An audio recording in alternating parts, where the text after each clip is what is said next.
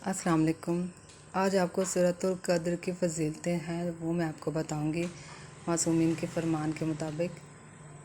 تو امام صادق علیہ السلام ارشاد فرماتے ہیں کہ جو شخص فرض نمازوں میں سے کسی ایک میں سورۃ القدر پڑھے گا، ایک منادی پکارے گا، اے خدا کے بندے، اللہ تعالیٰ نے تمہارے پچھلے گناہ معاف کر دیے، لہٰذا اپنے اعمال دوبارہ شروع کرو۔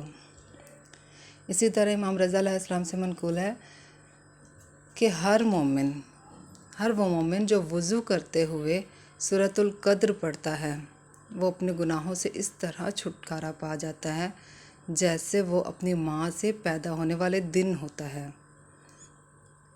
امام صادق علیہ السلام سے ایک اور حدیث میں آپ کو سناتی چلوں۔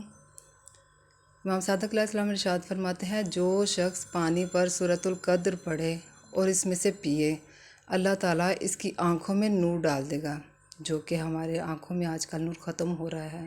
تو اس حدیث کے مطابق آپ یہ کیجیے گا، انشاءاللہ مولا کرم کریں گے۔ امام صادق علیہ السلام ارشاد فرماتے ہیں، جو شخص سوتے وقت 11 مرتبہ سورۃ القدر پڑھتا ہے، اللہ تعالیٰ 11 فرشتوں کو اس پر مامور کرتا ہے کہ اسے ہر شر سے، ہر شیطانی طاقتوں سے بچائے۔